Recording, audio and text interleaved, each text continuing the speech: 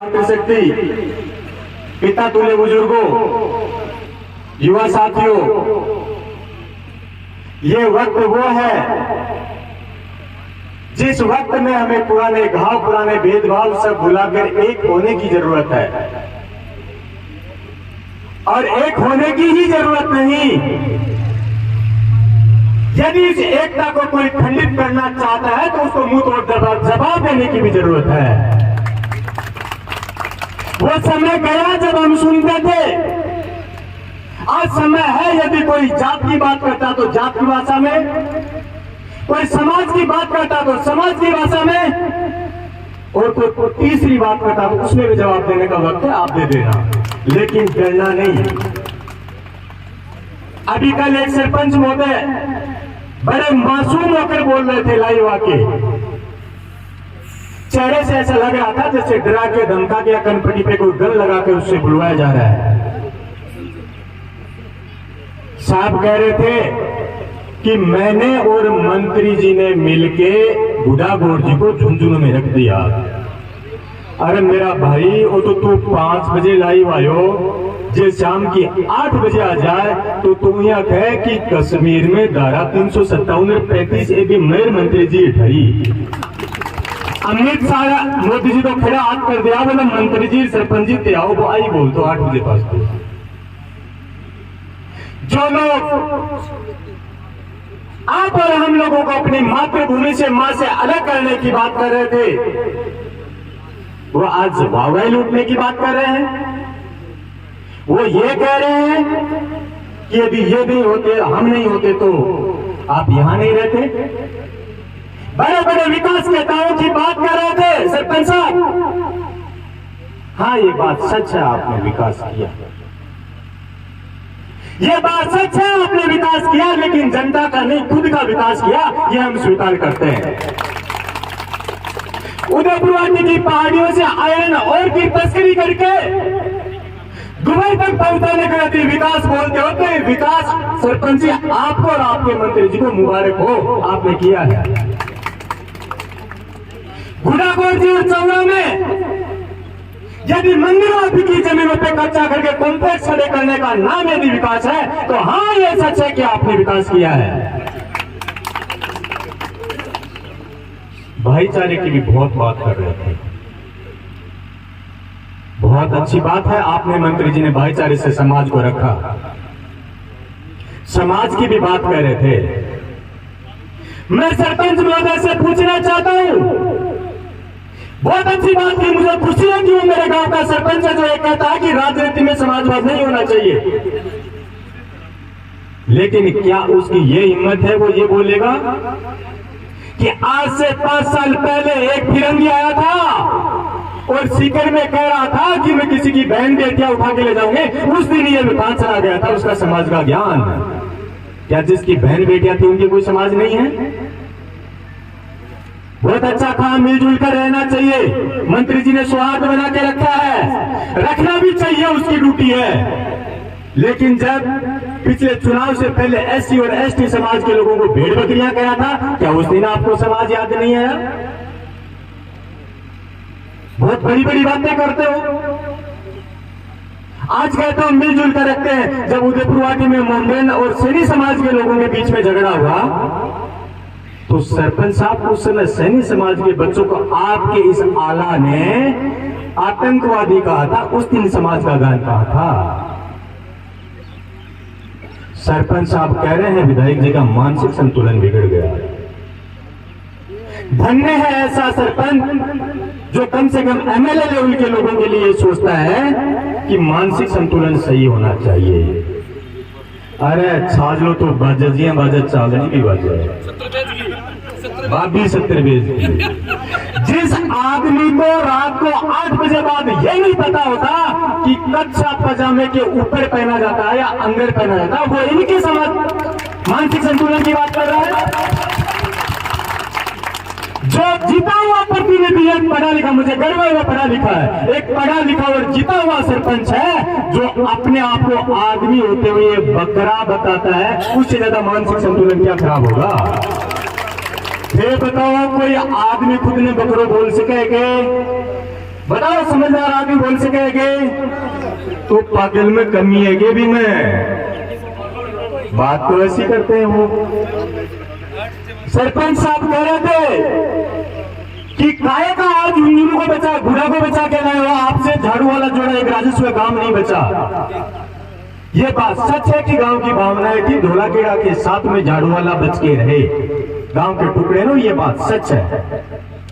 लेकिन उसी सरपंच साहब से पूछना चाहता हूं कि जिस झुंझुनू कलेक्टर रवि जैन ने प्रकाशन कर दिया था कि धोलाखेड़ा अलग पंचायत बने, उस पंचायत को रुकवाने के लिए धूल किसने खाई ये तो बता। उसका आका और मंत्री और ये सरपंच दोनों ने जीते जी मिट्टी ली और 5000 लोग जिस गांव में रहते सबके लोकतंत्र की नहीं, उस लोगों की भी हत्या कर दी। सरपंच साहब और भी आगे बढ़े। सरपंच साहब सामाजिक ज्ञान बहुत अच्छा देते हैं। आपके यदि कभी मिलेंगे तो किसी से पूछवाऊंगा कि उनके बीए में सामाजिक ही थी क्या, मारेर बागो के आनजानी गुण उतारी गुण है, लेकिन फिर भी कोई ना बेहो पड़ा। अरे समाज की बात करने वाले सरपंच साहब, तुम्हारे आका समाज के लोगों को गाली निकाले, ये बोले कि ये राठे बादशाह इनकी कसी कर दूंगा, उसका बेटा बोले सीधी लड़ाई जाट समाज से, तो समझ में आता है क्योंकि उसकी फितरत है। लेकिन दुख की बात तो ये है कि बहन बेटियों को उठाने की बात करने के बाद भी तेरे जैसे लोग समाज के जाके उसके तलवे चाटते, हाजिरी लगाते हैं। दुख ये है, वो कह रहे हैं जी तलवे क्यों चाटे, चौधरी साहब को कह रहे थे ये तलवा चाटना होता है क्या। मैं कहता हूं तलवे चाटना ही नहीं, तुम्हारा जो आका है वो जो कुकर्म करता है, यदि वो बंद होता है कमरे में, पाप करता, अन्याय करता, तो तुम उसकी जूतियों की रखवाली भी करते हो और उसके साथ में लिव इन रिलेशनशिप की तरह रहते हो। बाबा का समझ वो नहीं, बाबा लिव इन रिलेशनशिप है रखेल, रखेल तो समझ गया ना, पहले रखेल हुआ करते ना, रखेल तो कहेंगे लुगाई होती, आज वाला सरपंचन के भी केस सूझ रहे हैं, फोटोशॉप तो मारो ये क्या कोई लाग जाए, कोई नहीं लाग जाए। ये सारी चीज बाद में कह रहा है कि शुभकंठ जी चौधरी झूठ बोलते हैं। धन्य है वो सरपंच जो एक एमएलए को ललकार रहा है कि इनको झूठ नहीं बोलना चाहिए। मुझे फक्र है उस बात पे कि इतनी बड़ी बात बोलने की उसने हिम्मत की। लेकिन मैं एक बात पूछूं सरपंच महोदय आपसे, पिछले चुनाव में आपके 3 बच्चे थे, मैं ये बात मैं नहीं कह रहा, 21 अक्टूबर 2018 को सरपंच जी लाइव आए थे। एक मिनट बीच में शिवराम जी सरपंच साहब पूर्व सरपंच बोर्ड की जहां कहीं भी मंच पे बता रहे, 21 अक्टूबर 2018 को लाइव आए तो उसमें 3 बच्चे थे, पहले एक बेटा आता, उसके बाद 2 बेटियां आती हैं और वो आके उनको जो सिखाया वो बोलती हैं। लेकिन कोर्ट में अपने हिंदू धर्म हिंदू संस्कृति को मानने वाले लोग हैं, गीता और रामायण अपने पवित्र ग्रंथ है, उससे पवित्र अपने लिए कुछ नहीं है और एक माँ के लिए बाप के लिए उसकी औलाद से बढ़कर कुछ नहीं है। लेकिन कोर्ट में जाके उस गीता और रामायण पे हाथ रखकर इस सरपंच ने यह कहा कि मेरे 3 नहीं सिर्फ 2 भी बच्चे हैं, इससे बड़ा झूठ और क्या हो सकता है। मान लेते हैं सरपंच जी 3 नहीं थे, 2 ही थे और मैं नहीं कह रहा, कोर्ट ने उसको सर्टिफिकेट दिया कि इसके 2 ही बच्चे हैं, तो उस लाइव वीडियो में बोलने वाले तीसरे बच्चे की मां कौन है ये भी बता दे, यदि तुम्हारी पत्नी से 2 बच्चे नहीं है तो। और ये भी मान लेते हैं कि वो बच्चा तीसरा पत्नी से भी नहीं है, तो फिर क्या वो तीसरा बच्चा कोई गूगल या प्ले स्टोर से डाउनलोड किया है क्या। आज तक हिंदुस्तान में मैंने 2 ही आदमी ऐसे देखे जिनके पास ऐसी मशीन है जो दुनिया में किसी के पास नहीं है। पहली राहुल जी के पास है जो बोलते इधर से आलू डालो उधर से सोना निकलेगा, दूसरी मंत्री जी के पास है इधर से सरपंच डालो उधर से बकरा निकलेगा, लेकिन ये तीसरे महानुभव तो उससे भी बड़े निकले। अरे इतने कष्ट इतनी पीड़ा इतने दिनों के बाद में बच्चा होता है, ये तो प्ले स्टोर से डाउनलोड कर रहा है, कह रहे मेरे 2 ही बच्चे हैं। इसको तो अंतर्राष्ट्रीय स्तर पे सम्मानित करना चाहिए। ऐ मेरे पिता तुले बुजुर्गो, मेरे दिल की एक बात आपको कहना चाहता हूं, आपके मार्गदर्शन में युवा बढ़ रहे हैं, पल रहे हैं। हमारी संस्कृति है, माँ बाप की बात को भुला नहीं सकते, उनकी बात मानते हैं। आपसे अनुरोध है मेरा, कम से कम आप अपने बच्चों को यह शिक्षा जरूर दीजिए कि बेटा हमसे हो सकता है पिछली बार भूल होगी, आप ये भूल मत कर देना। कम से कम ये शिक्षा आप जरूर दीजिएगा।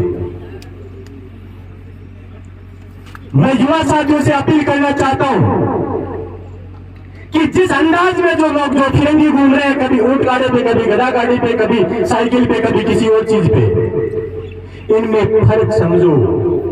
काल परसों मैंने एक जनो बोलो भाई जी तो सूप कंजे करो, ये मंत्री में सूप कंजे में क्या फर्क है? जरा मैं बोलो तेरी बकरी रखेड़ी है? बोले हाँ। मैं तो दो भी थनू है, और एक मो गला के वो गलत हो लटका गया दिख माम वो भी थनजिया को है, तो सूप कंजे तो बस थन है, वो मंत्री वो गलत है। अब वो के काम कहते आई के समझ में बोले बाजी तो कोई काम को बनी, कोई काम को मंत्री है उनको। मेरा कहने का मतलब यह है कि परख करो। एक किसान समुदाय के लोगों, इतना सुनने के बाद भी यदि अपनी आत्मा नहीं जागती है तो हमें जीने का हक और अधिकार इस दुनिया में नहीं है। इतना सुनने के बाद भी जो लोग वहां नाका करते हैं, उनके लिए सिर्फ दो ही कारण हो सकते हैं। एक किसान जो धरती का सीना चीर के अन्न पैदा कर सकता है, दुनिया का पेट भर सकता है, उसके लिए अपनी बहन बेटी और बहू की इज्जत सबसे प्यारी होती है। और जब ये उसके बाद भी ये सुन ले कि मैं इनकी बहन बेटियां उठा ले जाऊंगा, फिर भी यदि नाकर करता है, तो इसका मतलब है ये उस आदमी को अनुमति दे रहे हैं कि हमारे कोई दिक्कत नहीं, आपकी मर्जी हो तब लेके जाओ और आपकी जरूरत नहीं दिन में ले जाओ आप, ये अनुमति दे रहे हैं उसको। या फिर दूसरा कारण कोई ना कोई और है। दूसरा कारण यह हो सकता है जो कहते हैं हम इस समाज से उस समाज से हैं, वो जांच का विषय कि वो है भी कि नहीं है। सरपंच जी ने एक चीज और कही थी, मेरे छूट गई। वो कह रहे थे एहसान फरामोश है। अरे सुखन चौधरी तो वो इंसान है जो तुझे और तेरी बीवी को जेल में जाने से बचा के लाया था 3 बच्चों वाले मामले में।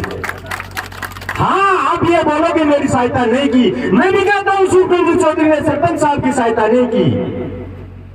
सुखन जी ने सहायता की क्योंकि उस समय सरपंच उसकी बीबी थी और वो किसी समाज की बहू और बेटी थी। इन्होंने सहायता की तो किसी समाज की बहू बेटी की थी।